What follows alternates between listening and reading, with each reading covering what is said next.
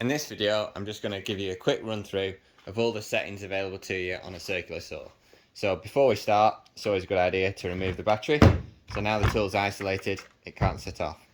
So one of the most important things you'll need to do fairly straight away after having got a circular saw is alter the depth.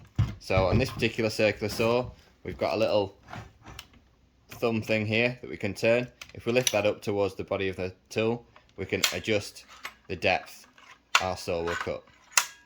So most circular saws will have a similar mechanism to this. You can see how it slides in, and then once you've got your desired depth, you can lock that thumb turn back down.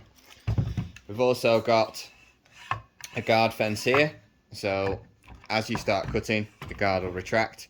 If you do want to hold the guard while you start your cut, you can always hold it, and then once your cut started, you can let go of the guard and just follow your line.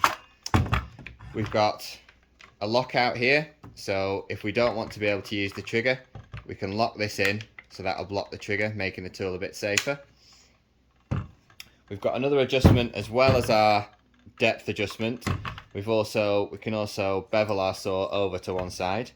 So there's a bit of adjustment here, and sometimes there's a corresponding clip on the back, but this one just has one connection here.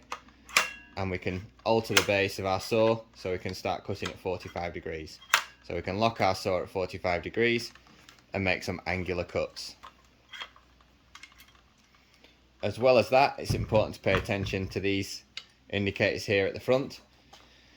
This little tooth here, that edge indicates the edge of the blade. That pen mark there that I've put on this saw just shows you exactly where the blade runs. So that can be really important when you're cutting alongside a line. If you know exactly where your blade runs in your circular saw, it makes it a lot easier.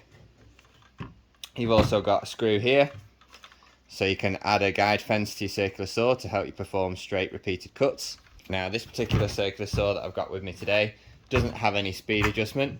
If you put your finger on the trigger, the circular saw will operate at full cutting speed. I'll show you that now.